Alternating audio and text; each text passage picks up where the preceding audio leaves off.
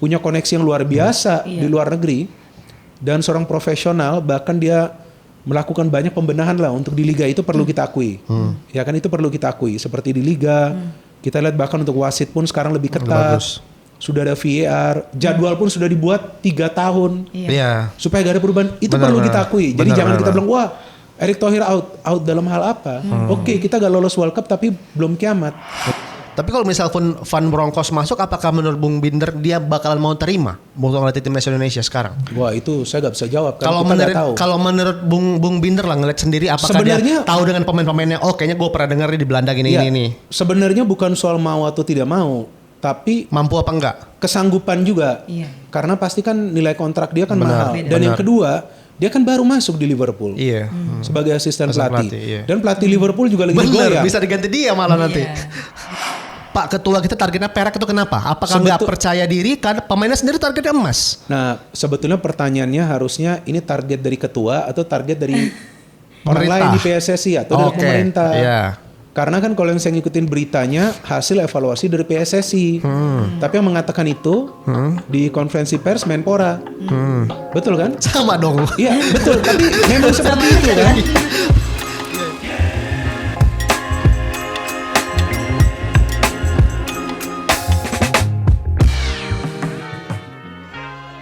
Halo guys, balik lagi bareng gua Dendi di 90 Plus Podcast by Goal Media.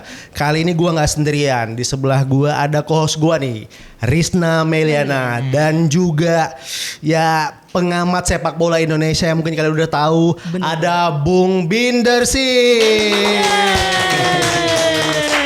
Bung Binder, rame ya Bung Binder studionya Bung Binder. Wah, luar biasa ini studionya. Top. Nama programnya juga bagus ini. The 90 Plus. Bener. Apa kabar Bung Binder? Baik. Terima kasih sudah mengundang. Wah, sumpah ini penasaran banget sih. Mau tanya-tanya langsung ke Bung Binder sebenarnya nih mengenai Super League sama timnas. Tapi tar dulu sebelum boleh. Kita tanya dulu kali ya backgroundnya. Boleh. Komentator sepak bola. Awal mula perjalanan karirnya Bung Binder, gimana jadi komentator sepak bola dan pengamat sepak bola? Kalau saya kan dulu kan penulis juga. Dulu pada saat awal-awal ada internet ya, pertengahan tahun 90-an kan banyak website tuh. Nah, saya sempat nulis untuk beberapa website yang berbasis di Singapura. Itu hanya match analysis saja.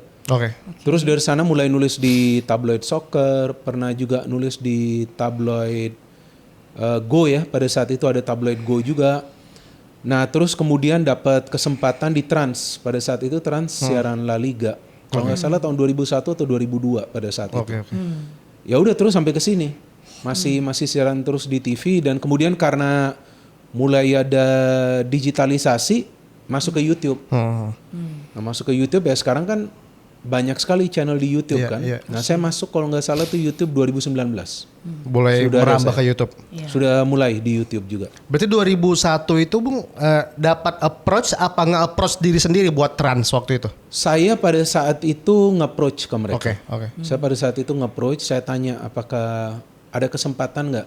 Terus kemudian mereka tes, mereka uji. Pada saat mereka uji, nah mereka coba untuk memberikan kesempatan. Tapi pada saat itu kan saya masih baru kan, jadi juga dibantulah oleh beberapa orang di sana.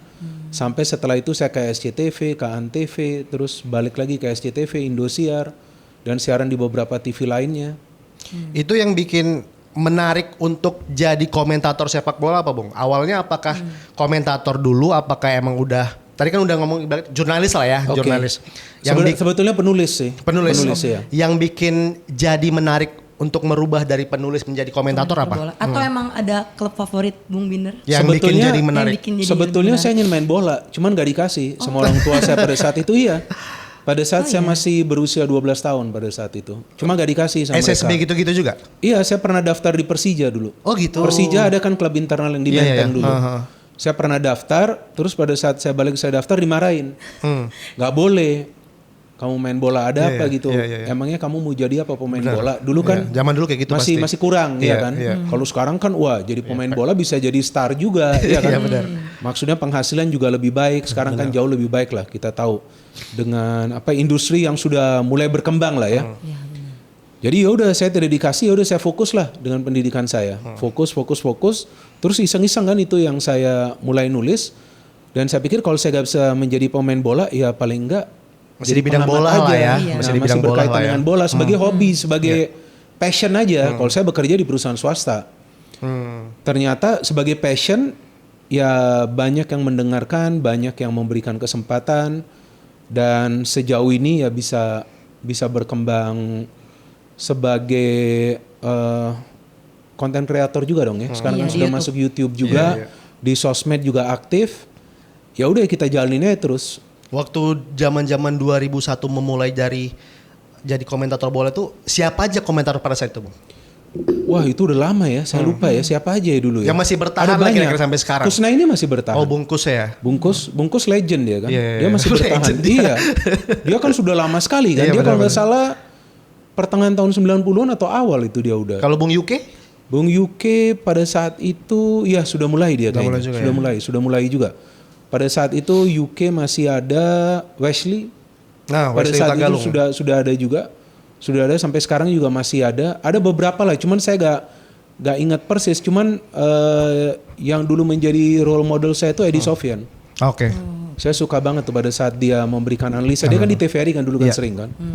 Dulu saya suka banget sama dia. Tantangan terbesar selama Bung Binder jadi komentator ada nggak? Kalau dulu sih Kendala-kendala. enak, gak ada netizen kan. Oh gitu ya. Iya, kalau sekarang Kalau kan dulu ya. kita ada sedikit kita kasih POV yang bukan salah sih, mungkin menurut kita ini Tidak benar, sependapat mungkin tapi ya. menurut Iya, mereka berbeda, ini kan? gak benar Iya, karena benar. mereka tidak sependapat. Wah, Iya. bahaya bisa rame akun sosial media kita kan.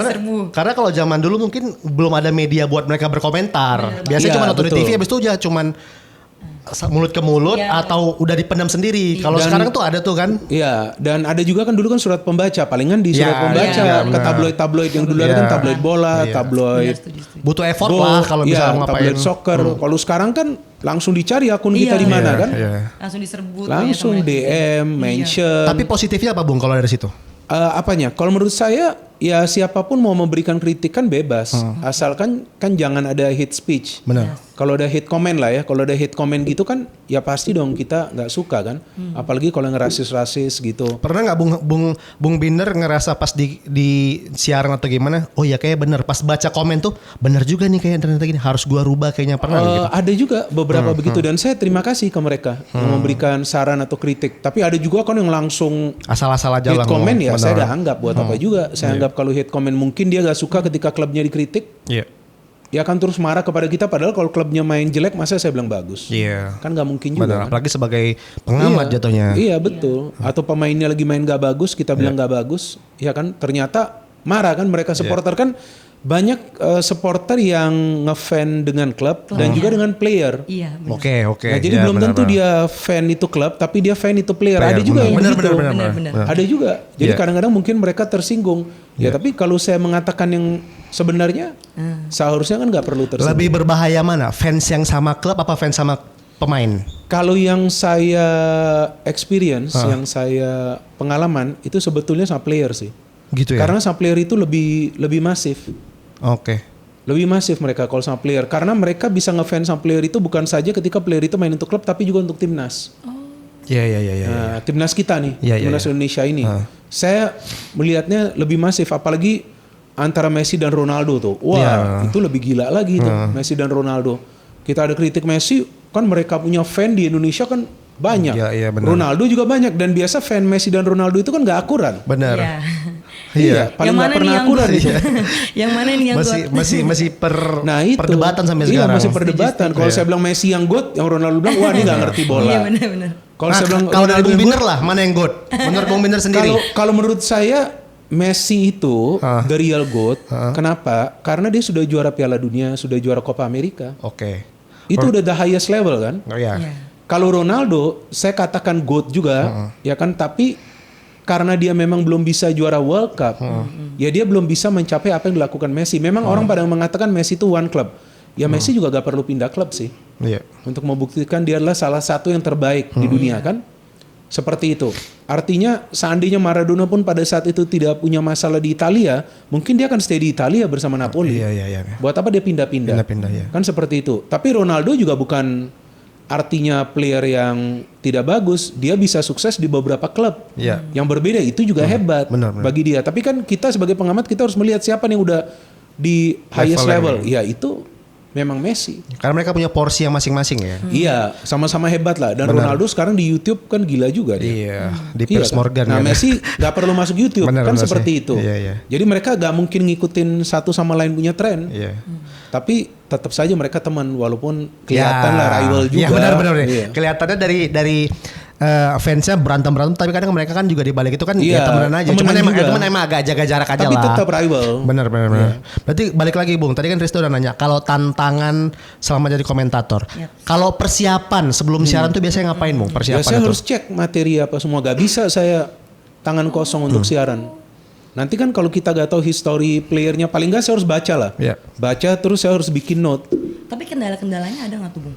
Kalau sekarang nggak ada kan social media. Udah kita banyak dapat infonya ya. sekarang begitu info. Kalau dulu susah Iya sih, kita. lebih cepat sih. Dulu kita harus cari-cari di internet kan Iya. website aja. Sekarang kan di Sosial media. Instagram, Iya. di Twitter, X, ya, kan iya. itu banyak database Iya, player. iya. Di Google kalau kita cari itu semua kita dapat lengkap. Dulu mana ada yang namanya transfer market. Iya. Kita kan benar. nggak bisa Sekarang cek sekarang. berapa Iya. kali dia tampil Iya, apa ini semua. Market value-nya berapa? Tapi penonton kita juga tidak selalu suka dengan statistik. Iya sih. Iya sih. Kalau kita statistik terus dan Data ya. teknis terus, Boring ya, bosan. mereka gak suka. Iya, benar, Jadi benar. paling enggak ini aja sih secara permainan. Jadi harus ada kombinasi teknis dan juga non teknis itu harus kita kombinasikan. Kalau kita play by play ya, baru mereka lebih suka Nah, dengarnya. itu batasan apa tuh Bung? Yang Bung Binder pilih untuk secara teknis sama kadang untuk hiburan untuk penonton pas menonton. Itu gimana cara membedainnya? Tergantung flow of the game. Kalau play by play ya, kita lagi play by play Iya. kan Liga Indonesia kan. Ya tergantung. Kalau bolanya lagi gak jalan nih, bolanya gak jalan kan ada cedera ada apa. Iya. Nah kita boleh kasih tahu informasi tentang player itu. Oke. Tapi kalau bola lagi jalan ya kita fokus ke bola, ke permainan itu. Jangan lagi bola lagi jalan kita kasih info statistik. Oke. Ya kan atau setelah gol. Nah, kita kan boleh kasih tahu info statistik. Ada jeda-jedanya biasanya. Ada momennya. Ada harus momen-momen seperti itu. Maka itu harus kita combine itu dua dan itu tidak mudah bagi kita dan kita harus fokus. Iya. Iya kan nggak bisa kita lagi siaran mainan handphone. Benar. Iya. Apalagi salah ngomong aja juga bahaya kan. Nama Salah juga sebut bahaya. salah ngomong. Nah, pronunciation ini juga Iya. penting. Iya. Tapi pronunciation di setiap negara itu kan berbeda-beda. Betul. Jadi kita harus ikutin yang di sini. Kadang-kadang orang mau kita pronounce seperti di Inggris, belum Iya. tentu juga. Belum tentu cocok juga didengar. Bisa, gitu. karena orang Inggris pronunciation-nya beda dengan mungkin pemain Jerman yang Iya. dipronounce oleh komentator yang di Jerman itu udah beda. Iya benar. Itu belajar nggak Bung? Untuk Itu- jadi awal mulai jadi komentator belajar dulu nggak apa gimana? Harus Iya. kita harus tahu. Karena kalau enggak kita akan ditegur sama programming. Di itu akan dikasih tahu. Ini cara pronunciation-nya seperti apa. Memang harus seperti itu. Biar pemirsa itu juga tahu bahwa ini player harus disebut dengan namanya seperti apa gitu. Kayak ada pemain di Borneo, dia Christophe. Seharusnya Christophe. Nah, seperti itu. Banyak pronunciation yang harus kita belajar. Apalagi di era sekarang.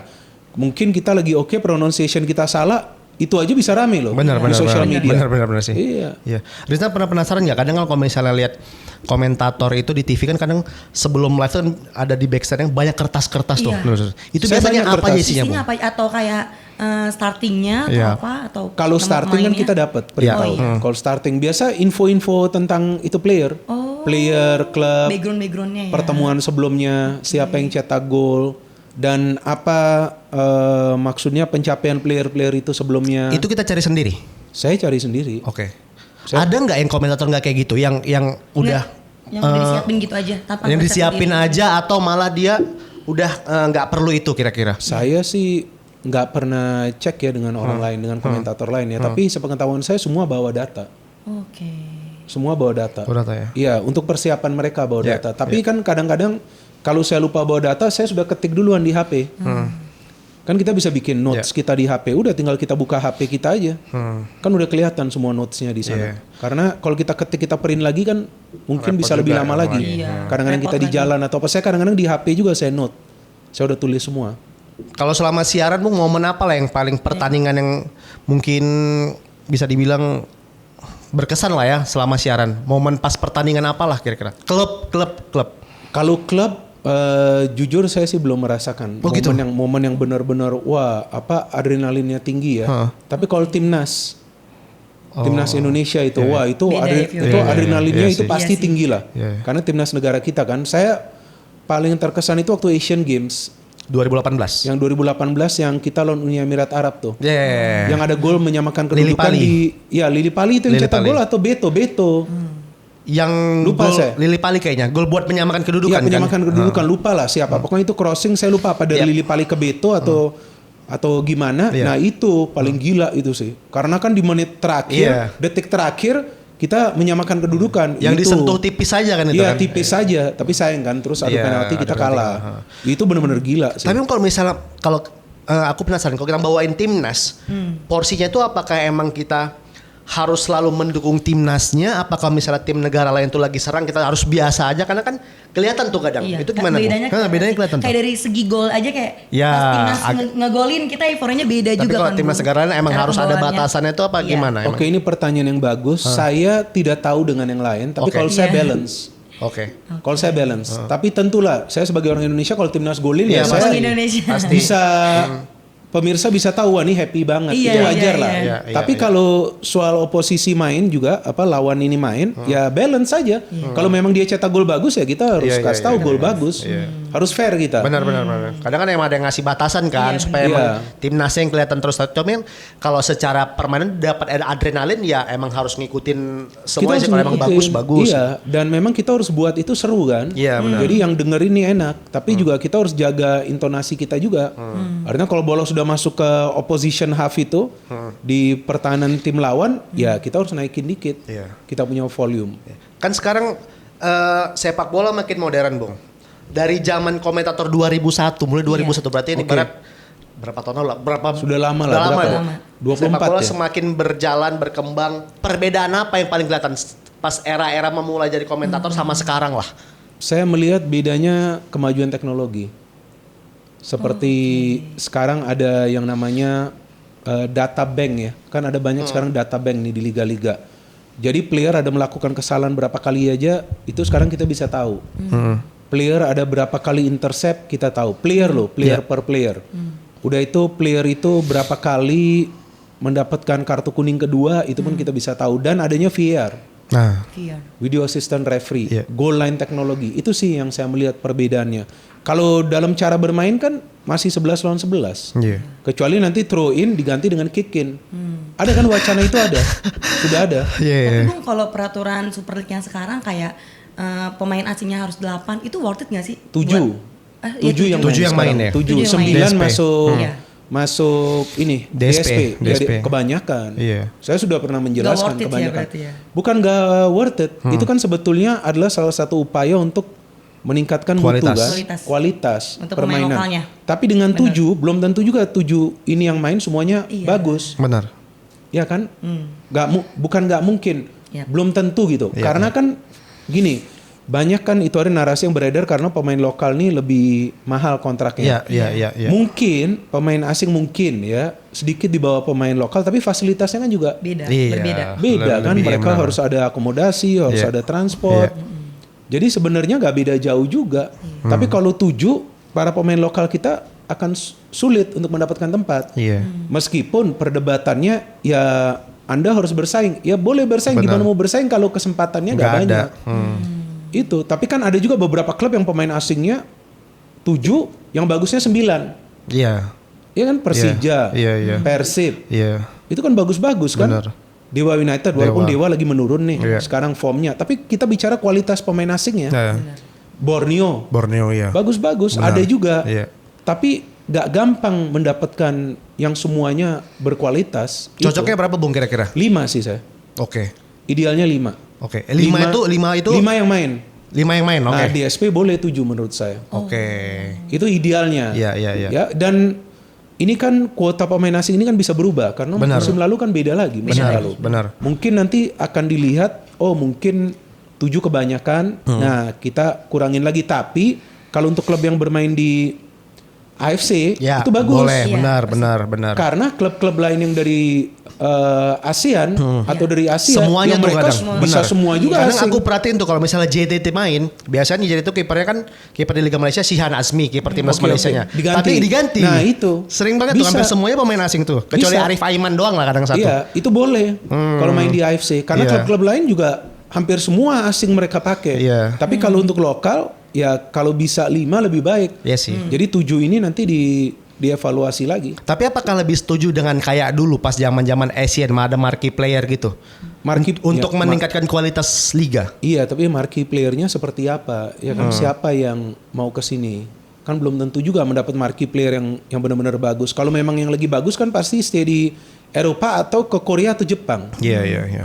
Iya kan? Atau Thailand lah. Iya, minimal paling nggak lah. Thailand mereka ke sana kan, karena kan Thailand kan klub-klubnya banyak atau langganan lah. Iya. Main di ACL kan, seperti itu, lolos dari fase grup juga. Boleh juga pakai marquee player, tapi saya pikir dengan sistem 5 pemain asing dan 7 masuk DSP ya itu menurut saya masih memberikan kesempatan bagi para pemain lokal kita, khususnya para pemain muda. Iya. Kalau para pemain muda kita gak dapatkan menit bermain, gak bisa berkembang mereka. Regulasi U23 masih ada nggak sih sekarang? Masih? Iya, tapi seharusnya gak perlu juga pakai regulasi itu. Dipaksakan jadinya ya. Dipaksakan kalau menurut saya. Karena begini, mau pakai atau gak pakai, pelatih itu sudah tahu pemain ini bagus atau enggak. Iya. Betul kan? Jadi mau pakai regulasi, kalau pelatih lihat ini gak ada nih di tim saya yang bisa meningkatkan permainan dari tim, ya nanti ya udah maininnya 45 menit, abis itu tarik keluar. Nah tapi seperti di Persija, mereka punya Donitri Pamungkas. Persija bagus-bagus pemain mudanya. Iya, nggak perlu dikasih aturan seperti itu. Dia bisa menggeser fullback asal Brazil. Benar. Ya kan, di kayak PSM ada Victor Detan. Iya, kayak di Persib Kakang masih bisa bermain. Nggak perlu dikasih aturan seperti itu. Asalkan memang mereka berkualitas, mereka pasti akan dapat. Lebih baik kurangi yang kuota pemain asing ini. Tapi Bung, kalau untuk pemain diaspora, kira-kira emang cocoknya main ke Super League atau lebih cocok main keluar? Yang udah bergabung sekarang lah. Bergabung sekarang Ya, kayak yang kita kalau- tahu kan. Ya, di Persib Tom banyak, Hai di betul. Persib, terus Rafa Saf di Eliano. Dewa United. Dia sebenarnya lebih cocok main di luar atau ya udah nggak apa-apa lah di Super League aja buat bantu Naikin ningkatin kualitas liga juga. Super League. Oke, kalau yang muda-muda ya saya harapkan tetap di luar. Luar itu kalau bisa tetap di tempat mereka dibina. Yaitu di Eropa kan, sebelumnya kan mereka di sana. Tapi kalau yang sudah usia 30 tahun, 29 ya mau ke sini juga nggak masalah karena mereka bisa sharing wawasan dan ilmu mereka ke pemain-pemain kita, apalagi yang muda tuh. Yang di klub-klub kan seperti Tom Hay, kemudian Jordi Amat. Jordi. Itu boleh lah.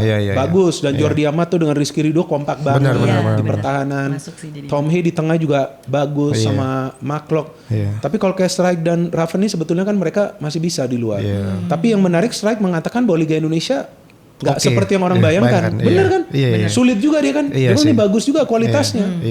Maka itu banyak yang sering membandingkan liga kita dengan liga Kamboja dengan mengatakan liga Kamboja memang peringkatnya di atas kita. Tapi koefisien peringkat itu berdasarkan performance club di Asia. Bukan kualitas liga. Sekarang Ramon Teng udah cetak berapa gol bagi Persib? Top skor tuh di liga Kamboja. Ada kalau nggak salah yang Neto itu yang bermain di Bayangkara sudah cetak berapa gol dia. Lihat saja. Susah kan mereka cetak gol. Iya. Itu tapi kalau misalnya pun kayak tadi Rafa atau Eliano ataupun Jens Raven buat nanti balik lagi ke sana lebih susah Bang. Berat menurut saya. Ataupun mungkin Liga Thailand lah misalnya. Mungkin ke negara ASEAN lainnya masih bisa. Masih bisa lah kali ya. Tapi saya gak yakin ya nanti bisa ke Eropa, apalagi kayak Jens Raven berapa banyak dia bermain. Susah dia kan udah bermain dan itu dampak ke timnas. Bener. Coba dia gak dapat lagi tempat sekarang di timnas kan. Iya. Kalau Rafael Strike masih ada sedikit menit-menit bermain karena dia cedera sebelumnya, jadi dia gak dapat menit bermain di Dewa. Dan mungkin Rafa udah lama gabung timnas, udah tahu bentuknya lah, bentuknya dan tahu. dia sebelumnya juga kan di Australia walaupun sedikit mendapatkan menit bermain tapi dapat juga. Iya. Gitu. Di Brisbane dia juga dapat main lah. Dapat. Iya. Kalau Jens Raven kan mungkin di klubnya pun bukan klub yang gede. Dan sebelumnya juga dia gak dapat menit bermain di klubnya sebelum ke Bali United. Sekarang kan susah juga dia. Kalau dia gak dapat menit bermain terus, berat nanti performa dia untuk timnas gak akan bisa bagus. Tapi apakah itu salah satu bukan kita bilang kendala atau masalah Bung? Kadang kan banyak yang bilang, oh karena udah jadi WNI susah dapat bersaing dapat tempat di Eropa, balik ke Indonesia. Enggak tapi kalau kita lihat Kevin Dix, Jay Itzes, Kelvin Verdong, apa yang bikin pembeda tuh Bung? Ya kualitas. Oke. Kualitas permainan dan kalau menurut saya mental. Mental mereka udah beda banget. Saya pikir Belanda kecolongan tuh Jadses ke kita. Iya pemain bagus begitu. Iya kan? Tenang begitu di lini pertahanan. Masih 25. Iya di Itali juga ya meskipun dia gak di klub besar tapi mainnya bagus. Kevin Dix sekarang bermain di Mönchengladbach mainnya bagus. Verdong, Iya. bisa main di Lille, Iya. Ligue 1. Lille itu kan bukan klub papan Benar. bawah. Peringkat 4 sekarang. Iya, belum berapa lama juga mereka juara kan, Iya. Ligue 1. Ligue 1. Jadi kualitas dan mentalnya memang kuat mereka. Iya. Tom Hea juga sebenarnya masih bisa sih di Eropa, cuman ya mungkin dia pikir mau Umurnya retire di mungkin. sini juga ya. Bisa jadi usia juga sih, ya. bisa jadi juga Tapi sih. kan terlalu bagus dia di Persib. Iya sih. Iya sih. Dia sama Rangers tuh terlalu bagus. Di mana-mana ada mereka. Iya. Rangers sih sebenarnya kelihatan banget Rangers ngeri itu. agak Iya. komposernya kemana-mana emang Iya, kelihatannya. menurut pelatih Persib Boyan Hodak, Rangers itu daya jelajahnya rata-rata per pertandingan itu di atas 10 kilo. Dia nutup daya jelajah dia. Itu Apa yang di timnas dia nggak Eropa. bisa kayak gitu, Bang? Di mana? Di timnas. Kan beda. Strateginya kan beda. Penempatan posisi dia juga kadang-kadang kan beda. Di Persib dia udah main di beberapa posisi. Iya sih. Versatile sih Nah, kalau kalau saya suka dia sih di fullback kiri dia. Oke. Tapi dia masuknya kan ke dalam tuh. Iya. Kayak dulu ada pemain City dan Arsenal Zinchenko tuh. Iya, Masuknya iya, ke iya. dalam tuh. Iya, Itu bahaya sekali player-player seperti itu. Karena dia akan banyak masuk dalam area-area pertahanan tim lawan sebagai pemain tambahan. Iya. Tapi recovery dia cepat juga kan. Iya sih. Cuman kalau misalnya di timnas di kiri udah susah juga, ada Verdong Itu. sama Dan James juga di situ. Jadi timnas dia biasa main di tengah kan, Iya. sebagai second striker gitu. Iya. Itu juga oke dia. Atau Iya. kiri dia pernah main. Ataupun kadang di bek kanan kan dulu. Bek kanan juga pernah. ada Sandy Walsh sama Nah, Kevin Dix Kevin sebenarnya. Dix udah lebih Iya kuat. Iya sih. Jadi kadang yang orang-orang bilang karena udah warga negara Indonesia bikin susah buat bersaing di Eropa, enggak juga Bang ya? Enggak ada, tetap masih bisa. Elkan Baggett walaupun udah Iya sih. lama gak dipanggil, Iya. masih oke dia. Di Masih Inggris stay masih aja. survive. Masih stay aja di Iya. sana. Meskipun nggak ada dia berita-berita tetap stay aja di sana. meskipun dia homegrown talent, Iya. tapi dia kan nggak tersingkir Iya. dari Inggris. Hah. Dan memang dia nggak bermain di Premier League, tapi kan dia masih berada di sana. Nah ini aku penasaran, Bung Binder dengerin nggak sih yang ada berita-berita lagi ramai juga tentang Marcelino, yang Oh, katanya apa itu? kalau nggak dapat berapa menit bermain di klub itu harus pindah ke klub itu. Ada pasti tahu juga nggak sih? Saya ada baca, tapi saya nggak tahu itu benar atau tidak. Kalau Nah, saya nggak tanggapannya ngerti gimana itu. kira-kira Bung? Kalau misalnya ternyata kayak gitu? Ya, saya nggak tahu pertama itu syaratnya dari mana. Ya kan dari klub atau dari agent. Agent, Ya, ini antara klub atau agent, nggak Iya, mungkin Pak. dari timnas. Iya, Urusannya pasti. PSSI apa Iya. dengan pemain punya Iya. klub kan? Iya, soalnya kemarin yang kita tahu Marcelino nggak dipanggil ya, padahal dia Iya. Nah, mungkin supaya dia Yang tetap di bisa sana ngomong. kan, supaya Bisa jadi juga, bisa jadi juga. Oke. Beradaptasi dulu lah. Tapi Marcelino gak dipanggil karena kemarin itu ini kan cuma uji coba kan. Oh iya. Tapi untuk SEA Games diupayakan dipanggil ya? dia dipanggil mau supaya desain. supaya dia, Ivar Jenner juga akan Desainer. diupayakan. Iya. Targetnya apa? Emas atau perak gitu? Target dari mana nih? Kalau dari pemain targetnya sih emas. Kalau dari Nah itu yang satu lagi targetnya perak. katanya kan hasil evaluasi dari Ya, PSSI ya. targetnya jadi perak. Iya. Nah artinya kalau targetnya perak kita sudah full force. Padahal kita sudah full force. Kenapa kalau menurut Bung Binder kenapa Pak Ketua kita targetnya perak itu kenapa? Apakah nggak percaya diri? Karena pemainnya sendiri targetnya emas. Nah sebetulnya pertanyaannya harusnya ini target dari ketua atau target dari orang Pemerintah. lain di PSSI atau dari Oke, pemerintah. iya. Karena kan kalau yang saya ngikutin beritanya hasil evaluasi dari PSSI. Tapi yang mengatakan itu di konferensi pers Menpora. Betul kan? Sama dong. Iya betul. Tapi memang seperti itu kan. Memang kan yang saya lihat. Coba kan cara gitu. cara bahasanya aja, Iya, cara bahasanya. Tapi aja. kan dalam posisi sebagai Menpora, Iya. ya kan di konferensi pers buat betul kan? buat pemerintah berarti kalau dari sisi itu kan. Nah itu, Iya. ini kan bukan saya ngomong, saya ngelihat. Iya, ya iya, kan iya. kalau saya salah koreksi aja. Benar. Artinya yang saya lihat itu cuplikannya hasil evaluasi dari PSSI, Menpora mengatakan targetnya jadi perak, iya kan? Nah ini hasil evaluasi dari PSSI. Nah dari mana? Dari direktur teknik, dari tim teknis, ya mereka artinya lebih paham. Cuma sepengetahuan saya, jauh hari sebelumnya ketika Indra Safri ditunjuk sebagai pelatih, kan banyak narasi yang mengatakan karena Indra Safri ini punya track record yang bagus Yap. dan menunjuk Indra Safri untuk mempertahankan medali Emas. Terus kenapa targetnya turun? Ya kan ke perak. Kan setahu saya sebelumnya bahwa apapun target dari timnas itu adalah yang terbaik. Iya. Betul, yang terbaik itu apa? Pasti yang paling tinggi dong. Yang paling tinggi itu apa ya? Seharusnya emas. Dan saya pikir dengan materi pemain yang kita punya, Iya. yang sudah punya jam terbang, Iya. ya gak perlu khawatir juga kalau artinya gak perlu khawatir gini, target medali emas terus gagal. Iya. Gak masalah, kita juga Iya. supporter itu pintar-pintar kok. Iya sih. Kalau memang gagalnya tapi sudah fight, Bener sih. ya kan mainnya rapi, Iya. taktis, gak mungkin diserang PSSI dan juga pelatih. Kayak kita gagal ke Olimpiade sih. Iya. Nah, siapa yang serang? Gak ada. Gak ada, benar. Nggak ada. Iya. Tetap mereka apresiasi ini semua. Tapi coba round 4. Iya, benar. Nah, banyak yang kecewa kan. Tapi ya kalau soal target, ya udah. Saya cuman kaget kenapa sepengetahuan saya tuh emas karena memang ditunjuknya Indra Safri untuk mempertahankan medali emas. Iya. Maka itu kemudian yang FIFA International Matchday kita gak ada, dikasih uji coba. Lawannya juga yang kuat, Mali. Dia kan udah lawan Mali, udah lawan India. Ya tapi oke, kalau memang hasil evaluasinya perak, ya saya sih harapkan dapatnya emas. Saya harapkan ya, bukan tuntutan. Saya harapkan karena ini tim sudah main di AFF U23. Iya, kemarin. Gak juara gak apa-apa. Iya. Terus di kualifikasi Piala Asia U23 sebelumnya ini mayoritas pemain main di U20 bersama Indra Safri. Juara AFF U19 lolos ke Piala Asia U20. Udah oke ini tim. Ditambah Marcelino Ivarjener. Kalau jadi sudah bagus. Tapi Bung, dari target timnas yang sekarang udah mulai menurun, yang kita tahu ngaruh nggak sih dari ketua PSSI yang konsentrasinya mulai kepecah mungkin karena jabatannya Menpora sekarang? Nah kalau itu kan saya nggak tahu jawabannya karena kan saya bukan orang dalam. Kalau ngelihat, kalau saya lihat sih untuk sementara ini memang lagi fokus untuk SEA Games karena ada event. Oke. Ya kan karena SEA Games ini kan cabangnya bukan cuma sepak bola.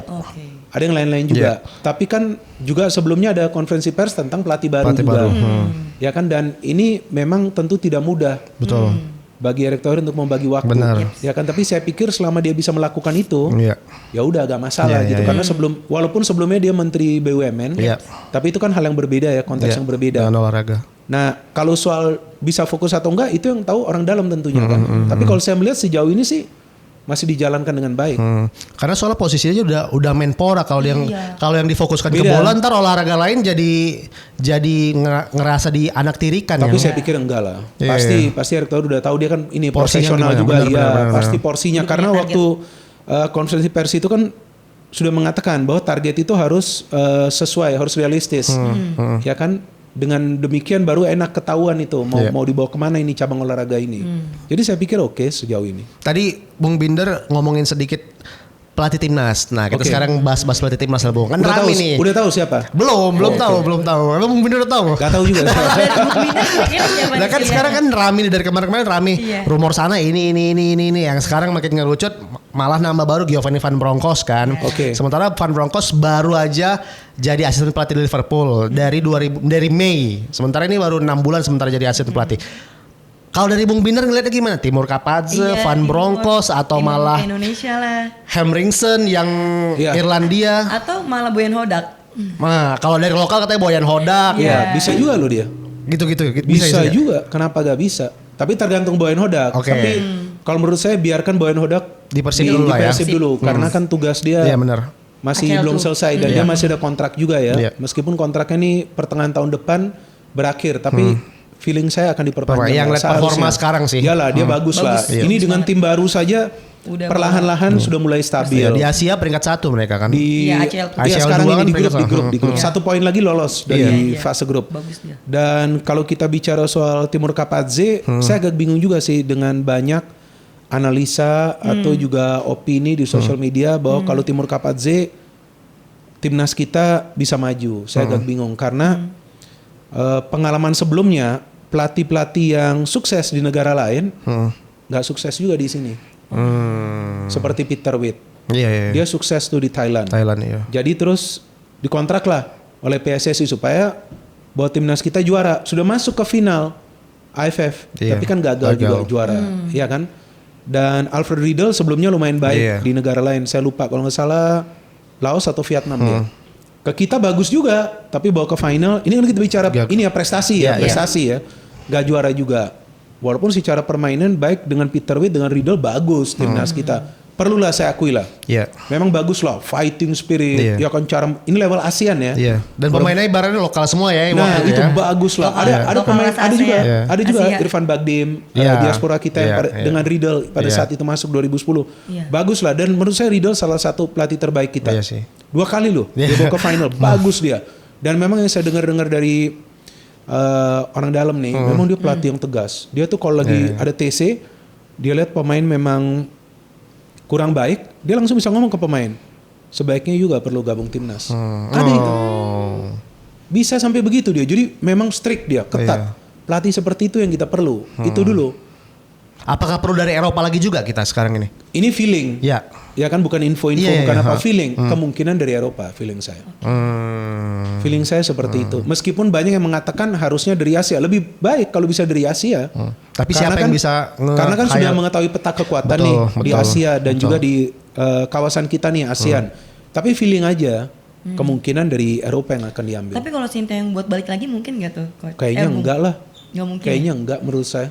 Sintayong jasanya Soalnya luar kan biasa. yang kita tahu kita udah di peringkat ketiga, terus Iya. udah di bawah Australia sama Jepang udah lumayan banget kan langkahnya. Oke. Ya mungkin bisa jadi dikasih kesempatan buat itu. Oke, pertanyaannya, kamu tahu gak kenapa Sintayong dipecat? Iya, saya nggak tahu. Aku nggak mau jawab, aku nggak mau jawab. Tahu dia orang dalam. Bro. Nah, kamu gak tahu, saya aja gak tahu kenapa dipecat. Tapi Saya kalau masih berharap tapi orang kalau ini. misalnya tapi emang nggak ada pelatih Asia lain yang emang kira-kira seberkompeten itulah selain kita ngomongin Moriyasu dari Jepang. Ya ada kan Pak Hang-seo, tapi orang Korea lagi kan. Iya. Nah nanti rame-rame lagi kita di sosial media. Kalau bagi saya sih orang Korea juga bagus. Sintayong membuktikan itu kan. Oke. Maka itu ketika tadi Rizna nanya soal Sintayong dipecat, ya Iya. saya sendiri nggak tahu. Ada banyak versi yang saya terima informasi. What is the real deal? Saya nggak tahu Iya. sampai hari ini apa, karena memang nggak ada penjelasan yang logis. Bung, kalau dari misalnya federasi. misalnya gini lah kita menganalisa tapi yang bayangan-bayangan aja lah. Misalnya pun Pep Guardiola jadi pelatih Indonesia, Oke. misalnya Ini ini. menarik nih. Misalnya Pep Guardiola Oke. pelatih Indonesia. Kan kadang banyak bilang belum tentu juga berhasil. Itu apa yang bikin kadang nggak bisa berhasil? Apakah ada emang dari kualitas pelatihnya? Apakah kualitas pemainnya? Sama-sama dari Eropa nih kebanyakan kita bilang. Apa yang bikin batasan-batasan itu bisa orang ngira susah juga nih atau Mourinho pun susah juga nih gitu. Oke, siapapun pelatih yang nanti melatih Indonesia harus diberikan waktu Oke. untuk dia membuat atau menjalankan sebuah proses. Itu sebelumnya dilakukan oleh Sintayong. Jadi proses dia tuh sudah oke. Terus dengan banyak pemain keturunan yang masuk yang bagus sekali, Iya. ya kan, dan itu juga dilakukan oleh negara-negara lain, bahkan Korea Selatan sekarang tuh udah pakai juga. Jepang juga banyak tuh. Nah, Jepang juga mulai Iya. ya, yang lahir di negara lain tapi punya keturunan, oh memang ini layak Iya. dan bisa kemungkinan bisa berkontribusi, mereka Benar. panggil untuk Benar. timnas. Jadi itu Benar. bukan hal yang salah. Benar. Dan saya orang pertama yang mengatakan bahwa kalau tidak ada pemain-pemain keturunan di skuad kita, belum tentu. Babak belur itu. Ya, Nah, belum benar. tentu ke round 4. Pasti. Iya kan? Pasti. Jadi itu gak ada masalah. Bukan mau ngeredain pemain lokal ya, tapi Iya. faktanya memang gitu. Harus ada kombinasi. Iya. Dan pas dikombinasikan bagus Iya. permainannya. Ada natural skill, Iya. ada determinasi, Ada juga intelligence, teknik, ada ya kan, ada intelligence. juga mental. Wah, jadi Iya. bagus. Jadi itu Sintayong sudah mulai dapat, tiba-tiba dia diganti. Yang sebetulnya itu adalah hal yang lumrah di dunia sepak bola. Mau Oke. ganti pelatih ya ganti. Oke. Tapi yang di bawahnya kan masa Patrick Kluivert. Iya. Tapi target yang jelas juga ngaruh ya. Nah itu nanti ke pelatih baru. Iya. Iya. Jadi ketika digantikan Patrick Kluivert yang rekam jejaknya tidak sebanding dengan Sintayong, Iya. ya kan? Terus saya gak ngerti targetnya apa lagi. Iya. Apakah memang untuk gak lolos Piala Dunia atau apa? Saya gak ngerti. Targetnya masa gak lolos. Ya, saya gak ngerti apa targetnya. Targetnya Iya kan? 2030 ternyata kemarin Nah, Patrick. pokoknya diganti di tengah jalan. Iya. Ya, dengan sebuah resiko yang besar walaupun Iya. tentu semua mendukung timnas. Tetap mendukung. Tapi kan akhirnya kan ini gagal. Iya. Nah, sekarang kan mau cari pelatih baru lagi. Artinya pelatih baru ini harus mulai dari nol lagi. Benar. Meskipun belum tentu pelatih baru memotong generasi dong. Kan udah ada nih Benar, bagus pemain-pemain kita, iya kan? Kalau aku lihat dari kemarin sih kepelatihan sebelumnya sih yang staff asisten sih kalau menurut aku nggak salah sih kayak Lanzat atau Pastur Oke. emang salah satu yang pelatih top lah. Cuman head coachnya aja Nah, menurutku yang salah. Itu dan timing Oke. timing untuk masuk. Sebenarnya boleh juga timing untuk masuk, kayak Australia ganti pelatih, Iya. masuk Iya. mereka World Cup. Iya. Irak kemungkinan Iya. akan masuk World Cup. Atau udah masuk ya mereka? Belum kan mereka antara lawan akan playoff lagi kan. Nah, Bolivia atau apa satu Irak, lagi gitu. jadi ada juga yang ganti pelatih itu bisa Iya. berhasil, tapi Iya. pelatihnya memang harus yang Iya. cerdas, harusnya Iya. sudah mengetahui seluk-beluk. Iya. Itu Arab Saudi, Balik lagi Hervé Hervé Renard. Renard, ya meskipun mereka diuntungkan tuan Iya. rumah, tapi kan dia bisa lolos dari round 3. Mungkin kalau pelatih yang sama mungkin udah Mancini mungkin udah tersingkir tuh Arab. Iya, benar. Iya kan, jadi boleh ganti pelatih, cuman bawalah pelatih yang cerdas, punya pengalaman, dan kita harus memberikan pelatih ini waktu. Nggak bisa cuma 2 tahun, minimal 3 tahun. Sintayong 5 tahun. Iya. Nah, awalnya kan di Sintayong 4 tahun kalau nggak salah. Iya, berpanjang antara Nah, terus perpanjang ya, kalau nggak salah ya. Minimal 3 tahun dia harus dikasih. Terus kalau sudah ada pelatih baru, peta jalan kita seperti apa? Iya. mau pakai peta jalan 3 halaman dan 4 tahun, ya kan? Atau mau pakai peta jalan yang kayak apa?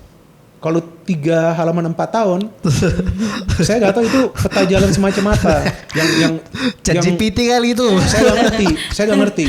Dan saya bingung juga kok dari federasi bisa membuat sependek itu, kecuali kita timnas kita ini sudah maju seperti Norwegia. Norwegia itu kan sebelumnya gagal ke World Cup 2018. Benar. Terus mereka bikin peta jalan 10 tahun. 2018 sampai 2028. Terus di tengah jalan waktu progresnya udah bagus dan mereka kemungkinan akan lolos ke World Cup 2026, mereka perbarui roadmap itu, membuat roadmap 5 tahun. 2025-2030. Karena udah mulai maju. Iya kan? Kita artinya kita sekarang kan dalam posisi yang kita lagi down nih karena kita gak berhasil. Ya kan, kita Piala AFF aja belum bisa juara. Betul. Nah, peta jalan kita ini harus detail dan dibuat oleh Dirtek. Plus filosofi permainan timnas kita ini seperti apa, kan pelatih baru harus tahu. Iya, benar. Jadi Alexander Zwyers ini yang harus mempelajari dan menyiapkan itu untuk pelatih baru.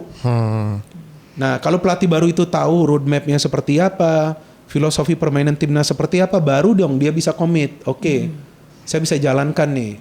Anda mau jalannya seperti ini. Karena pelatih baru sekarang juga pasti PR lagi nih semua, dari adaptasi, dari kultur buat pemain lokal, dari fisik. Kalau kita lihat dari era, bukan membandingin sih, dari era Sintayong sama Patrick, dari era Sintayong kan fisik bagus-bagus tuh. Nggak tahu kenapa kemarin pas Patrick kayaknya udah ngotrok semua. Agak beda. Dan saya pikir para pemain keturunan kita kalau sudah traveling cukup jauh memang nggak bisa diforsir juga sih untuk latihan fisik karena kan udah lelah. Kita aja kalau traveling dari luar negeri, gak usah dari Eropa, dari negara Asia lain capek juga. Disuruh latihan agak berat ya. Jadi saya pikir kalau soal fisik itu nanti kembali ke program pelatihnya sesuai dengan filosofi permainan. Nah sekarang kan banyak perdebatan defend, encounter, attacking. Betul kan? Nah ini harus diperjelas oleh Dirtek karena contoh lainnya dari Uzbekistan, ketika mereka punya Dirtek baru tahun 2023, dia ngerubah permainan Uzbekistan yang defensif menjadi attacking. Iya. Dan dia ngerubah fisik pemain Uzbekistan kayaknya. Itu dari pembinaan pemain usia muda. Iya. Kalau kita ada nggak pembinaan pemain usia muda? Pembinaan, bukan kompetisi untuk pemain muda. Ada nggak kita? Nggak ada sih. Dari federasi. Iya, biasanya dari swasta banyaknya. Iya.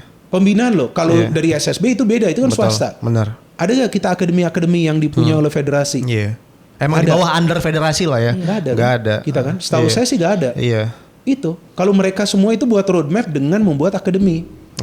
Norwegia, Uzbekistan, Jepang, India aja yang olahraga nomor satunya kriket aja bikin roadmap, bikin akademi dan gak maju. Iya. Dan walaupun sekarang India merosot banget nih peringkat yang ke bawah gitu. Tapi U17, U23-nya lagi bagus. Betul. Nah mungkin nanti akan naik ke potong generasi lah. Iya mungkin nanti akan naik. Tapi mereka aja yang udah sedemikian proper, susah majunya. Iya. Jadi ini semua harus diperjelas dulu dari PSSI. Nanti mau yang masuk Van Bronckhorst, mau yang masuk Timur Kapadze, dia bisa bekerja lebih cepat daripada dia juga nanti bingung. Saya mau bawa ke arah mana ini timnas, iya kan? Itu maksud saya. Tapi kalau misal pun Van Bronckhorst masuk, apakah menurut Bung Binder dia bakalan mau terima untuk ngelatih timnas Indonesia sekarang? Wah itu saya nggak bisa jawab. Kalau menurut Bung Binder lah ngeliat sendiri, apakah dia tahu dengan pemain-pemainnya? Oh kayaknya gue pernah dengar di Belanda gini. Sebenarnya bukan soal mau atau tidak mau, tapi mampu apa enggak? Kesanggupan juga. Karena pasti kan nilai kontrak dia kan mahal. Dan yang kedua, dia kan baru masuk di Liverpool sebagai asisten pelatih. Dan pelatih Liverpool juga lagi goyang. Bisa diganti dia malah nanti. Mana tahu diganti dia. Biasa kan kalau di Inggris begitu. Seperti sebelumnya begitu di MU kan. Di Arsenal juga dulu seperti itu. Dari caretaker dulu jadi head coach lama-lama. Baru atau mungkin nanti head coachnya lain datang bisa dia tetap atau dia mungkin pindah ke klub lain. Iya. Kalau Bung Binder Liga Indonesia klubnya siapa favorit Bung? Saya gak ada. Oh gitu ya? Gak ada. Timnas saya. Liga Indonesia saya. Tapi dulu saya suka Persipura. Bukan favorit ya. Saya suka cara Persipura main dulu. Di era siapa bro? Persipura Jayapura ya? Waktu ESL. Oh enak banget. Mereka main-main di Asia itulah ya? Asia juga dan ESL. Pada saat itu Rahmat Darmawan juga pernah melatih. Terus Jackson Thiago. Wow. Bagus itu skill mereka. Benar-benar natural. Bung Binder kan melihat Indonesia itu dari zaman berarti dari liga inilah ya. Sampai ISL, sampai KNB dulu segala macam kan sampai sekarang. KNB kan stop terus. Ya, maksudnya apa yang membedakan liga zaman itu sama liga Sampai zaman sekarang dari kita ngomongin teknis, kita ngomongin permainan kualitas Oke, sama supporter lah. Oke, yang perbedaan yang paling menyolok itu infrastruktur. Oke. Jauh lebih baik sekarang, lapangan-lapangan jauh lebih baik kan. Yang Super League ya, Iya, sekarang iya, Super League nih namanya. Jauh lebih baik. Supporter menurut saya nggak banyak lagi sekarang. Apa yang bikin Yang kayak ricu-ricu. gitu, Bung? Ya Kira-kira? edukasi lah dari klub. Apa bukan karena era transisi Covid? Enggak juga, karena waktu Covid itu kan nggak ada supporter kan. Terus ada supporter kita lihat sekarang sudah mulai hampir gak ada kan yang kericuan-kericuan yang aneh-aneh, ya kan? Iya. Artinya mereka juga sudah mulai mendapatkan inilah edukasi juga dari klub. Karena kalau mereka ricu juga kan klub yang rugi. Benar. Ya kan itu aja sih. Walaupun kadang-kadang ada yang masih menyalakan flare, itu bagian dari euforia ya. Itu juga harus tetap dibatasi. Jadi saya melihat infrastruktur yang paling menyolok. Permainan ya jauh lebih meningkat sih kalau menurut saya. Kualitas pemain? Kualitas pemain jauh lebih meningkat. Oke. Tapi tidak semua klub. Itu yang saya katakan. Kalau klub-klub, maka itu banyak yang sering mengatakan nggak mau nonton nih Liga Indonesia. Tapi coba nonton beberapa pekan, banyak pertandingan-pertandingan yang bagus Menarik juga. ya. Kalau Liga Inggris itu kan marketingnya yang top. Iya sih, benar sih. Iya, karena saya nonton Liga Inggris juga boring juga kalau yang klub-klub biasa main, kecuali klub besar. Iya. Nah Liga Indonesia juga begitu. Liga-liga lain juga sama begitu. Iya sih. Iya kan, kalau Liga Belanda coba kita nonton yang papan bawah gak seru juga. Iya sih. Mau Iya, nonton pasti sih. kan sama. Iya sih. Mendingan kita nonton ini Liga Indonesia. Iya, apalagi Liga Italia kadang sekarang. Atau Itali. Italia Itali juga menarik kalau sekarang. yang top tim-tim top kayak kemarin Milan Derby, Iya. seru banget itu Iya, nonton iya, kan. iya. Tapi Juve Fiore wah gak menarik ini Iya. gitu. Kadang apa tuh? Tapi Risna? Bung, kalau menurut Bung ya kira-kira calon juara Super Nah, League ini menarik siapa? juga Wah nih. belum tahu, ini kan masih di awal musim kita. Oke. Tapi Borneo lagi bagus loh. Lagi bagus. 11 match, 11 kemenangan. Iya, belum kalah. Tapi bisa bertahan nggak sampai akhir musim masih panjang? Apakah mungkin juara Persib 3 kali berturut-turut? Mungkin enggak? Atau Ada aja. Persija dikasih Bisa. kesempatan Atau mungkin juara Persija. lagi. Bisa aja. Persija, bisa Persib lagi, atau Borneo. Sementara ini 3 tim nih yang lagi Iya, benar, benar. kelihatan On dari fire. materi pemain Benar. dan form mereka. Iya. Dan memang pelatih mereka bagus. Fabio Lefundes, Mauricio Souza, dan juga Boyan Hodak sudah top. Udah 2 kali juara back to back dengan format yang berbeda loh. Iya, benar. Dan dia masuk ke Persib waktu pertama itu kan bukan pemain dia. Iya. Iya. Itu. Ini pemain emang udah diracik dia lah yang sekarang ini emang. Nah itu, maka itu saya pernah mengatakan sebelumnya, rame nih sosmed kalau Boyan Hodak melatih timnas. rame untuk menentang apa? Ya menentang lah, pastilah. Ya kan, karena dia membawa perubahan yang sangat signifikan di Persib kan. Dan hubungan dia lagi bagus kan dengan supporter, dengan manajemen, dengan media juga dia luar biasa hubungannya berat. Jadi saya pikir nih kemungkinan dari eksternal luar lah, bukan dari Liga Indonesia. Dan kemungkinan Bisa jadi. feeling saya dari Eropa. Kalau Timur Kapadze ya gak jelek juga. Memang dia pelatih yang bagus. Tapi apakah kesuksesan dia di Uzbekistan itu bisa dijadikan patokan untuk dia sukses di Indonesia? Enggak juga. Karena Uzbekistan dia mendapatkan materi pemain hasil binaan. Iya. Selama beberapa tahun itu dari U17 ke U23. Iya. Kan dia latih U23 dulu. Iya. Terus dia ke senior dia bawa itu pemain-pemain U23 beberapa. Iya. 8 match dia gak ada kalah, dia bawa ke World Cup. Yang ngalahin kita kan juga Timur Kapadze kan di Olimpiade. U23. Iya, waktu U23. mau Iya. Olimpiade itu juga dia kan. Iya, coba lihat fisik para pemainnya. Ini makanya sebenarnya dari postur hampir sama. Hampir Cuma sama. dari fisik seleraknya beda. Nah, itu semua mereka udah dibina dari usia 10 tahun. Udah, U10 tuh udah mulai. Jadi banyak yang sering salah paham pembinaan pemain usia muda itu melalui kompetisi itu untuk mendapatkan jam terbang. Pembinaan tapi untuk mendapatkan jam terbang menit bermain supaya mereka gak kehilangan touch. Tapi untuk membentuk kecerdasan emosional mereka itu harus pembinaan dari usia di bawah 10 tahun. Mungkin di sini banyak yang nyalain. Nggak salah artian sih, Bung. Dari grassroots sama akademi mungkin bedanya. Nah itu betul. Karena dari grassroots baru masuk ke akademi. Biasanya akademi kan under club kalau Iya, di luar betul, ya sebenarnya betul. Di sini ya. juga. Persija Akademi, Persib Iya, Akademi. iya. Persija Akademi bagus loh, banyak pemain Betul. mereka cetak kan. Iya. Nah itu jadi dari grassroots itu memang kayak Persija lihat ada pemain yang oke dibawa. Tapi grassroots ini yang kelola ini harus pelatih yang bersertifikasi sesuai standar.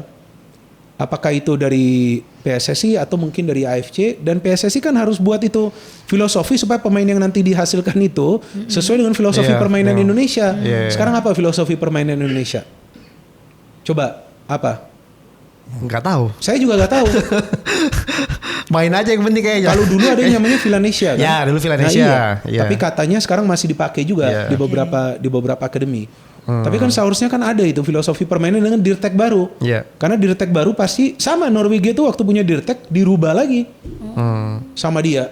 Dulu Norwegia itu mainnya pragmatis. Sekarang coba lihat Norwegia main. Mau main away, mau main mana? Italia dibantai. Betul.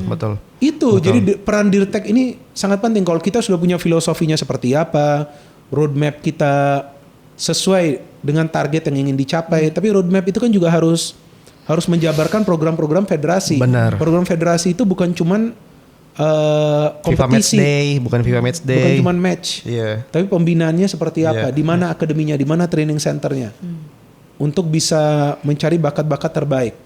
Nah kalau itu bisa, memang sebelumnya juga gak dilakukan. Di era PSSI sebelumnya juga gak dilakukan, ya kan? Tapi kalau itu bisa dilakukan sekarang dengan Erick Thohir yang kita tahu punya koneksi yang luar biasa di luar negeri dan seorang profesional, bahkan dia melakukan banyak pembenahan lah untuk di liga itu perlu kita akui. Ya kan, itu perlu kita akui. Seperti di liga, kita lihat bahkan untuk wasit pun sekarang lebih ketat. Sudah ada VAR, jadwal pun sudah dibuat 3 tahun. Iya. Supaya gak ada perubahan. Itu perlu kita akui. Jadi jangan kita bilang, wah Erick Thohir out dalam hal apa? Oke, kita gak lolos World Cup tapi belum kiamat. Iya kan? Kita masih punya ke depan. Biarkan dia lanjut dulu.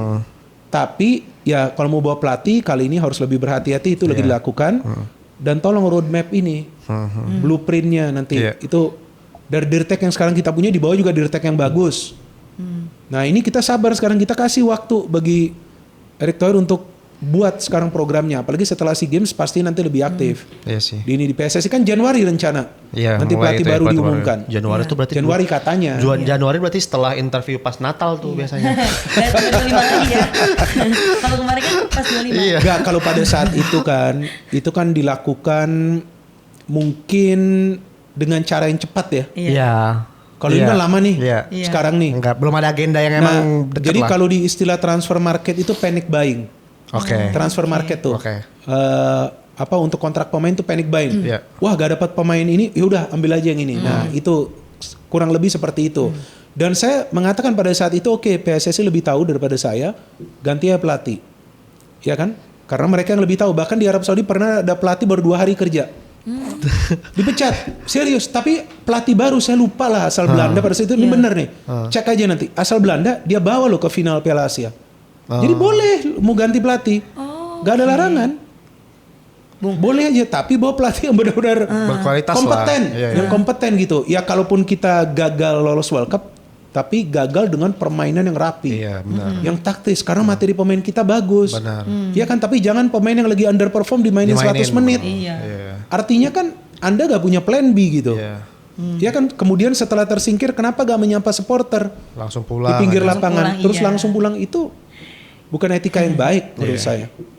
Tapi ya udah, kita lupakan itu. Kita sekarang lihat ke depan. Tapi Bung, dari selain cari pelatih terus sama roadmap, ada lagi nggak PR yang belum dikerjain nih kira-kira sama PSSI? Ya itu kan tadi saya katakan pembinaan kan. Kalau itu bisa dilakukan, wajib karena contoh di sepak bola putri, pihak swasta yang sekarang lagi membuat ekosistem pembinaan pemain sepak bola di sepak bola putri itu mulai dari U8 loh. Apa sih Bung yang susah Bung bikin di Indonesia pembinaan usia muda? Kos lah. Kos apakah kos atau terlalu banyak pihak yang ngerasa bisa? Enggak sih, kalau menurut saya kos. Karena kan kita kan luas kan kita kan. Artinya dalam hal ini Asprof harus terlibat untuk membuat pembinaan ini. Dan kos lainnya kalau mau buat akademi kan, itu kan kosnya kan nggak murah. Artinya pihak swasta harus terlibat, harus support PSSI juga. Kalau programnya bagus, pasti disupport. Karena itu untuk sepak bola putri itu pihak swasta kan yang kerjakan. Mereka kerjakan dari U8 loh. U8, U10, 12. U12, ya kan? Tahu kan? Terus U14, 16, terus sekarang 15, 18. Untuk apa?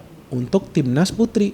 Untuk liga profesional putri. Karena dalam 3-4 tahun ke depan nanti keluar pemain-pemainnya. Betul. Bisa buat liga profesional. Dan ini memang didukung PSSI. Harus didukung dong. Karena kan kalau mereka gak dukung, susah jalan juga. Didukung oleh PSSI, di endorse. Bagus, bahkan bagian teknis itu Coach Mochi ya dulu ya. Oh iya benar, Coach Mochi. Dia datang juga pantau. Yang kemarin U16 itu timnas putri main di Piala AFF, hasil dari Piala Pertiwi yang dibuat oleh pihak swasta ini jalankan, digabung. dari sana diambil. Iya. Masuk jadi timnasnya. Bagus mainnya meskipun nggak lolos. Lolos benar. Ke AFC ya, kualifikasi AFC dan AFF U16. Jadi itu perlu dilakukan dan memang itu tidak mudah. Saya tidak pernah mengatakan mudah. Pihak swasta pun setengah mati bikinnya. Tapi kenapa gak dicoba gitu kan? Tapi Bung, perlu nggak sih adanya Liga Putri? Liga perlu dong. Kita punya banyak pemain yang bagus. Itu yang senior mainnya kan bagus-bagus itu. Terus kendalanya apa ya Bung? Tapi sekarang Ya nggak dikerjain. talent pool itu betul. Oke. Pemain. Kalau cuma 4-6 klub, what do you expect? Kalau sekarang berarti mereka tuh jatuhnya kan kompetisi nggak ada. Nah itu yang saya gak ngerti. Itu. Latihannya di mana? Ada yang main di luar. Ya latihan mandiri lah mungkin atau TC. Training camp. Itulah. Atau jatuhnya malah tarkam, bisa jadi kan. Saya nggak tahu ya ada atau nggak ya tarkam ya kalau untuk ini. Putri Liga ya. Putri. Saya Mungkin nggak tahu. kompetisi lah kita bilang Iya, kompetisi yang- mungkin ada friendly yang mereka main ya. Itu kan kesulitannya kan bagi mereka. Padahal kalau kita melihat mereka main not bad. Benar. Bagus. Apalagi ditambah kan banyak yang diaspora putri-putri Kan juga kita kan. juara ya sebelumnya AFF-nya kan. Ah, Putri yang senior kita juara kan. Iya.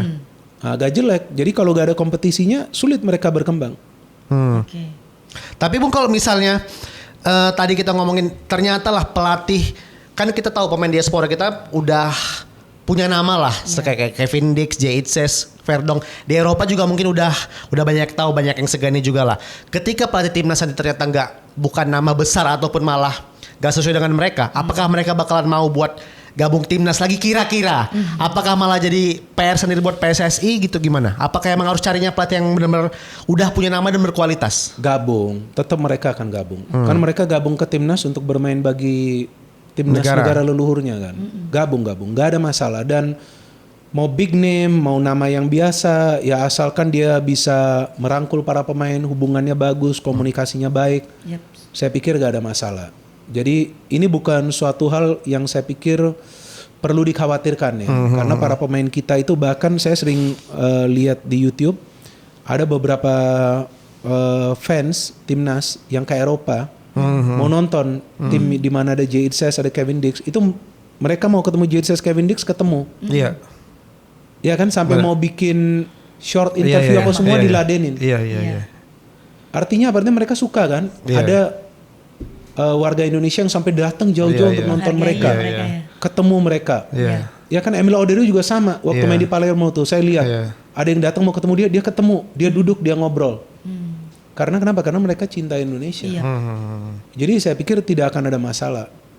Cuman pelatih yang baru masuk ini kan hanya bicara taktik dan ini kan bukan klub. Jadi gak mungkin akan lama juga mereka berada dengan pelatih ini. Few days main jalan, cuman pelatih baru ini tahu gak bagaimana untuk bisa menyatukan para pemain secara taktik, formasinya mau apa? Ya kan jangan nanti kita ribut di sosial media, gak bener nih, 3 center back gak bener nih, 4 pemain bertahan. Kasih pelatih kerja, ya kan? Ruben Amorim aja sampai hari ini masih diteriakin, tapi kalah juga sih MU-nya. Nah jadi layak juga diteriakin. Kartu merah juga kalah. Tapi kalau misalnya aku penasaran sama beberapa orang-orang. Pemain Indonesia yang layak bermain di luar selain Rizky Ridho siapa kira-kira? Nah ini Rizky Ridho kan banyak yang mengatakan layak bermain di luar, betul. Tapi saya pikir kalau di Eropa belum tentu juga dia mendapatkan menit bermain, gak gampang. Gak segampang seperti yang kita katakan. Oh udah main bagus di sini ke Eropa dapat berat. Egy sebelumnya Witan lagi bagus-bagusnya ke sana, gak dapat menit bermain. Terus sempat mereka gak dipanggil timnas, sempat waktu eranya Sintayong karena gak dapat menit bermain. Marcelino di Oxford berapa banyak menit bermain dia main. Sekarang kita gak tahu di Trensin akan seperti apa. Jadi kalau mau main di luar pun di ini aja mungkin di Korea boleh kalau dapat, seperti Asnawi sebelumnya mau main di Liga 2-nya pun nggak masalah. Ya, yang di Liga 2-nya pun sudah kompetitif. Atau Thailand juga gak jelek. Thailand, Sandy Walsh main di sana, Shane Patinama main di sana. Dan persaingannya ketat antara klub di sana. Dan Thailand juga kan sekarang ranking 7 Asia kan. Dan number 1 in Asian kan. Iya, nomor di ASEAN mereka nomor 1 kan. Asia nomor 7. Iya, Asia nomor 7. Rata-rata main ASEAN mainnya di sana semua. Nah, ranking mereka di Asia nomor berapa? 7. Di Asia nomor 7. Asia 7, ASEAN 1. Pernah lolos World Cup gak? Enggak juga. Oke, pernah lolos round 4 gak? Belum. Nah itu. Kita doang. Satu. Coba cek. Peringkat 1-2-2 ya. Pembinaan pemain. Oke. Sempat turun. Oke, pembinaan pemain usia muda mereka jalan. Betul. Iya. Iya kan? Benar. Tapi mereka bisa gak lolos? Gak bisa juga. Jadi mereka saja yang udah kerjain yang benar. Itu aja susah. Gak bisa. Gak bisa. Jadi artinya cara instan itu gak akan bisa. Tapi dan emang cara instan, kita ngomongin diaspora berarti ya. Iya. Emang nggak salah sebenarnya. Emang harus sebenarnya. Di era sekarang emang harus kayaknya. Karena semua negara ngelakuin itu ya. Tanjung Verde. Cape Verde ya. Itu. Maksud saya instan begini. Boleh para pemain diaspora, ya kan, tapi di bawah ini tetap jalan. Iya, pemain musik grassroots Kalau hanya bergantung pemain diaspora mau sampai kapan? Habis sudah. Itu maksud saya. Kan ada limitnya kan? Iya, habis jadi. Kalau nggak salah 3 kan? 3. Nah, ada limitnya. Ini mau sampai kapan? Kita perlu lebih banyak lagi Rizky Ridho. Iya. Ya kan, kita perlu lebih banyak lagi Marcelino. Walaupun Marcelino sekarang formnya belum ketemu lagi karena nggak dapat menit bermain. Kita perlu lebih banyak pemain seperti itu. Pada saat sekarang banyak pemain diaspora yang bisa transfer ilmu kepada para pemain muda mereka, kenapa gak bikin coaching klinik juga dengan mereka? Iya. Ya kan, mereka pemain-pemain yang bagus. Malah justru banyak bikin coaching klinik swasta lagi yang banyak bikin coaching klinik. Itu kan ada kepentingan bisnisnya juga kadang-kadang kan. Tapi kalau bisa coaching klinik yang jangka panjang, ya oke lah, asalkan di endorse PSSI. Iya, maksudnya itu harus ada tetap di bawah PSSI juga lah. Di bawah federasi. Karena kan kadang-kadang kita melihat pemain yang tidak berkembang mungkin karena dia tidak mendapatkan pembinaan yang baik di usia mudanya gitu. Jadi mungkin berkembangnya sampai usia 25, tiba-tiba kemana nih pemain? Wah, gak bisa progres, gak bisa stay di timnas. Banyak yang mengatakan kepada saya karena memang di usia dininya itu mereka gak diajarkan cara-cara yang benar.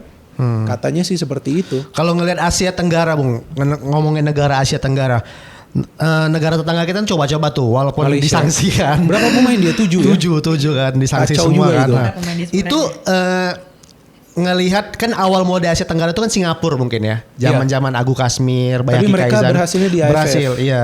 Nah, ngelihat sepenting itukah pemain diaspora untuk main di kompetisi ASEAN regional? Perlu nggak? Apa ASEAN tuh udah pemain lokal aja lah, AFF misalnya? AFF, kalau menurut saya pakai mereka juga gak ada masalah. Selama itu dikasih klubnya juga? Iya, selama itu tidak bentrok dengan jadwal klub mereka. Kan sekarang kan mau dibikin Juli nih. Iya. Tahun depan. Nah, seharusnya kan mereka bisa datang, bisa gabung kan. Bagi saya sih, saya tidak pernah mengatakan AFF itu gak penting. Kalau bisa juara bagus, kalau gak bisa juara jangan ribut juga. Oke. Ya kan, karena timnas kita ini punya potensi kan di level Asia dan terbukti 2 kali loh. Kita udah lolos ke Piala Asia melalui kualifikasi kan. Jadi AFF juga jangan dilepas, kalau bisa mereka datang, mereka bisa main karena bagi mereka juga itu akan menjadi momen untuk chemistry building.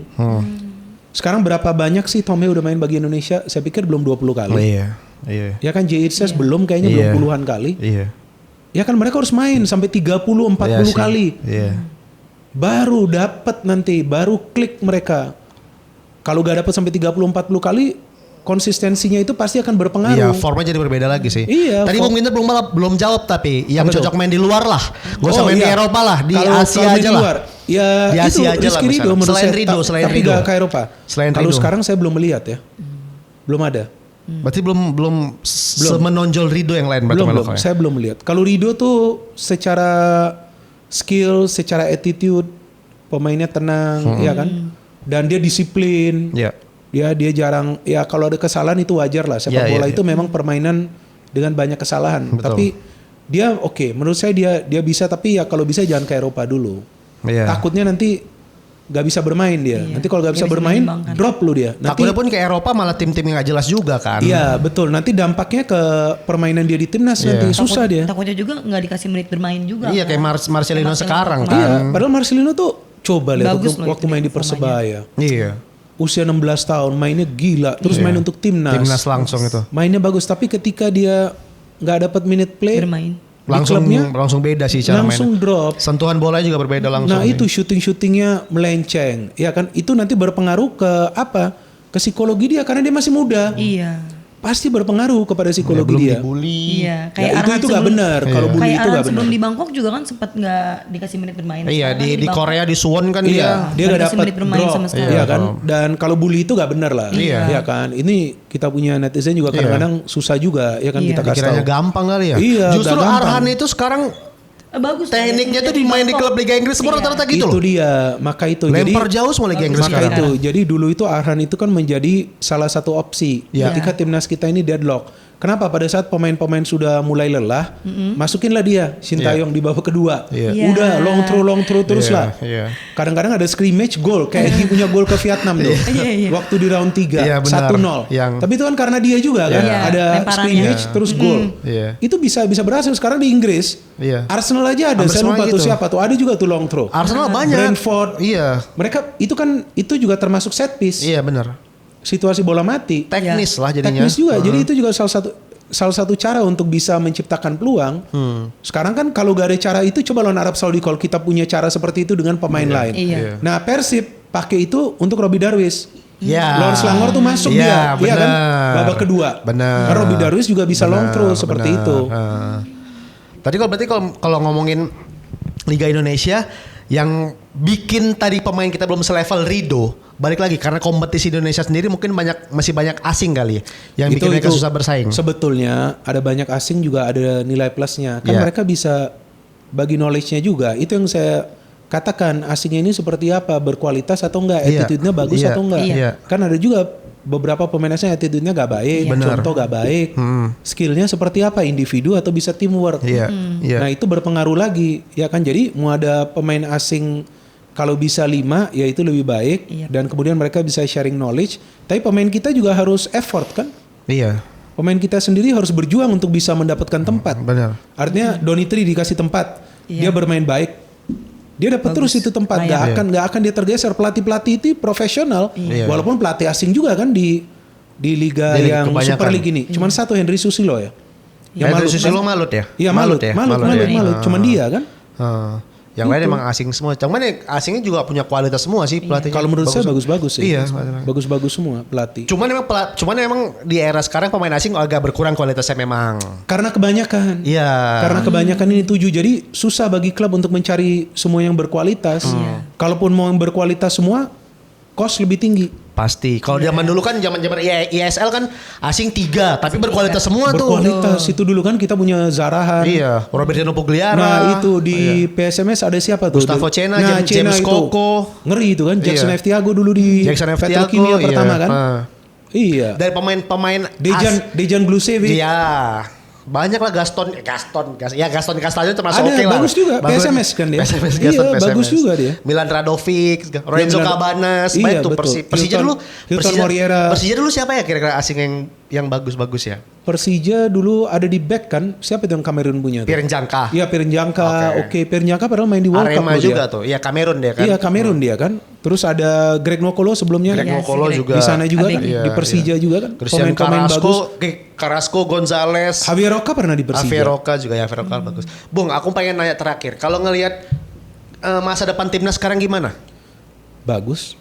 Dengan pemain-pemain nanti yang kita ngomongin yang diaspora udah lewat masanya lah, kita ngomongin kayak Jordi atau mungkin Tom Hay mungkin masih bisa dipakai lah, atau mungkin Joy, tapi era generasi selanjutnya lah kayak Rafa, Ivar, Justin, Mauro gimana? Saya mengatakan bagus karena ya sekarang banyak pemain diaspora di timnas kita. Jadi sebetulnya timnas kita ini kan sudah standar Eropa, karena banyak sekali pemain yang bermain di Eropa. Iya kan? Tinggal kita punya pelatih yang benar-benar bisa menyatukan mereka. Pelatih ya gak harus pelatih yang sebelumnya bawa juara di World Cup, enggak, tapi yang punya pengalaman aja di timnas sebelumnya, ya kan. Dan pemain-pemain, artinya begini, jangan juga kita melihat karena pemain usianya masih muda punya potensi yang baik, enggak. Tadi seperti yang saya katakan, dia bisa berkembang gak nih sampai terus. Kadang-kadang stuck juga mereka, nanti gak bisa main untuk timnas. Itu peran pelatih juga, pelatih timnas juga berperan. Ya kan, untuk mengeluarkan permainan terbaik dia. Jadi ketika saya mengatakan bagus, berdasarkan materi pemain kita. Komposisi lah ya. Kita punya yang bagus, dan pemain-pemain lokal kita yang sekarang dipanggil ke timnas juga oke-oke semua. Ricky Kambuaya, siapa yang bisa lawan dia? Jago dia, iya kan? Tapi ketika taktiknya gak jelas, dia disuruh main sedikit ke tengah, gak bisa dia berkembang. Benar. Iya kan? Yakob Sayuri, yang seharusnya dia main di wingback sebelah kanan, dimainin di fullback sebelah kanan. Panik-panik terus dia. Artinya kembali lagi ke pelatih. McLeod yang gak pernah main sama defensive midfielder disuruh main sama Joy. Gak pernah main juga sebelumnya sama Joy. Yang ada kesalahan. Betul kan? Jadi ini again come back to pelatih. Dan yang saya harapkan nanti pemain-pemain dari U23 ini bisa juga nanti naik ke senior. Itulah fondasi dari timnas kita yang akan semakin kuat. Dari bawah ini harus mulai naik. Ya kan siapa sekarang dari U23 ada Arkan Fikri. Iya. Ya kan Arkan Fikri juga oke, ada Kadek Arel juga. Oke, nah pemain-pemain ini harus Kakang tuh 23 nggak sih? menjaga. Kakang juga ya? ada. Iya. Robi Darwis juga ada. Striker kita punya Mauro Zilstra. Iya. Sudah main juga untuk senior sih. Miliano juga bisa sebenarnya. Miliano Iya, kan masih Miliano. muda Maka juga. itu, nah kan baru tadi kamu katakan bagus-bagus kan Iya pemain sih, kita kan. iya sih. Tapi kalau pelatihnya nggak jelas, Iya. apa yang kita harapkan dari timnas kita? Karena tim itu kan bermain secara tim 11 pemain, bukan 1-2 pemain yang main. Iya. Dan pelatih emang harus kenal dengan pemainnya sih ya. Nah itu jadi pelatih baru. Ya saya juga sudah beberapa kali menyarankan kepada supporter kita kasih dia waktu kali ini. Kalau yang sebelumnya beda. Iya. Karena masuk tengah jalan. Betul. Dan Tentu- lagi sisi genting nih. Nah dan ya kan? dan tentu pelatih baru yang masuk pada saat itu kita harapkan ya lu bawa hasil dong. Iya. Karena pergantian pelatih itu kan untuk sesuatu yang lebih baik, Betul. lebih bagus, Betul. bukan yang lebih buruk. Iya. Ya kan? Baik secara permainan ataupun secara hasil akhir. Tapi kan secara permainan gak konsisten. Round 4 kita gak bisa dapat 1 poin pun, ya wajar kalau kemudian banyak yang berteriak di sosial media kan supporter kita sampai akhirnya dia diberhentikan. Iya. Nah which means pelatih baru ini kita juga harus sabar, jangan nanti nih main friendly March mainnya gak bagus, Iya, kalah suruh ganti ya, out, iya. wah Iya. jangan dong. Baru adaptasi. Kalau kalau Amorim wajar dibilang out, Ya. kan sudah lama dia. Udah jalan ketiga. Nah, dia kan sudah lama, tapi jangan pelatih baru nanti kita bilang Langsung out. Ya kan pelatih baru kita kasih waktu minimal 1 tahun. Iya sih. 1,5 lah. Luis Mia juga dulu dibilang out. Benar, benar. Shin Taeyong juga Benar, dibilang out. benar. Lagi sayang-sayangnya Luis Milla diganti. Iya. Iya. Dibilang out terus. Buat Iya. apa? Luis Mia itu kan cuma 2 tahun kalau nggak Iya, salah. iya. Iya, cuma sebentar. Dia itu untuk Asian Games kan Betul, dia pegang dan betul. sebelumnya SEA Games. Coba cara main timnas kita. Ya, bagus tuh. Cakep. Cakep. Kan? Dan dia kan nggak bisa main tiki taka. Iya. Dia tahu dia nggak bisa main tiki taka. Dia switch model permainan. Nah itu pelatih pinter. Iya. Coba dia paksain tiki taka terus tiki taka kan nggak jalan. Iya. Makanya saya bingung kenapa tempo hari banyak yang ribut. Klewet harus mainin attacking football. Kenapa? Biarkan Klewet yang menentukan. Dia mau main seperti apa. Dia yang tahu kondisi pemain itu seperti apa. Iya. Iya dong. Iya, Kan benar, banyak yang teriak harus main attacking, harus main attacking. Iya. Main 4 pemain bertahan. Justru main 3 pemain bertahan bagus timnas kita main dengan Klewet. Iya kan? Cakep banget itu perpaduan antara para pemain itu. Jadi pelatih jangan diganggu, pelatih yang lebih paham. Kalau kita mau kritisi boleh. Tapi juga kritisi setelah kita lihat bentuk permainannya. Dan tentu setiap pelatih atau siapapun itu perlu kritikan itu sebagai masukan juga untuk dia, bukan kritikan itu kita maki-maki Iya, dia iya, iya. atau kita hate comment ke dia, jangan Iya. dong. Iya kan? Kan dia kan lagi bekerja untuk Indonesia. Malaysia. Terakhir Bung. Iya. Ini kayaknya terakhir kedua nih. Iya benar. Tadi yang pertama. Ini terakhir kedua nih Yang ketiga biasanya. nggak ada. Nggak ada. Oke. Terakhir ngomongin out. Erick Thohir bagi Bung Biner out apa enggak? Saya stay. Saya udah mengatakan Stay. sebelumnya Oke. ya. Saya stay karena menurut saya bahwa dia harus lanjutkan dulu sampai 2027. Ini yang kemarin Oke. yang pergantian pelatih dan sekarang ada pelatih baru yang mau datang. Nah, ini kan harus dia lakukan dulu nih. Iya. Harus dia beresin dulu nih. Jadi biarkan jalan dulu sampai 2027. Nah, kita lihat nanti progresnya seperti apa. Ya kan, dan bagi saya sebelumnya sudah mengatakan Erick Thohir out, Erick Thohir stay. Ya Erick Thohir out, siapa Penggantinya. orang yang bisa Iya, kira-kira. masuk? Penggantinya. Mungkin ada penggantinya, tapi akan ada sistem nggak yang dijalankan Oke. untuk memajukan sepak bola Indonesia, bukan hanya timnas. Erick Thohir stay, apakah akan ada gak sistem tersebut? Belum tentu juga. Benar. Ya kan, tapi daripada out, bagi saya stay aja. Jalanin aja dulu ini sampai 2027 dan menurut saya sebelumnya juga dia melakukan banyak hal yang baik bagi timnas kita, kecuali pergantian pelatih. Blundernya itulah. Itu aja, Iya. itu fair. Betul. Saya mengatakan Benar. itu. Iya, iya. Ya kan, karena itu bukan cuma saya yang mengatakan. Benar. Mayoritas. Mengatakan, bahkan ada kawan saya, ini true story, saya sama sekali gak bohong. Saya sumpah ini. Teman saya punya anak usia 11 tahun. Oke. Dia mau video call dengan saya, tapi sampai hari ini masih malu-malu. Saya bilang gak apa-apa. Saya bilang apa? Anak kamu mau tanya, kenapa Shin Taeyong diganti? Oh Cuma sorry, pengen tahu saya gak bisa jawaban itu. jawab. Ini fair. Iya, Ya iya. kan, sama sekali saya gak berbohong. Iya. Iya, ini saya sudah ngomong juga di platform saya. Saya nggak Iya, tahu. iya, iya. Artinya anak kecilnya sudah nanya, kenapa lu ganti? Iya kan? Ya apapun itu alasannya. Iya, iya, iya. Dan memang nggak ada jaminan juga kita lolos ke World Cup. Betul. Tapi itu kan sebuah pertanyaan yang akan ditanyakan terus. Pasti. Iya. Tapi ya udah, kita lupakan itu. Sekarang Iya. kita lihat ke depan. Ya kan, ke depan semoga lebih mulus lagi. Iya. Daripada kita hanya berteriak-teriak, nggak ada ujung-ujungnya nanti. Dan kadang pun orang banyak teriaknya mungkin out nggak mikirin setelahnya siapa pengganti yang cocok Siapa? siapa. Solusinya apa? Iya. Maka itu saya nggak pernah mengatakan out. Dan saya gak akan mengatakan out juga. Iya.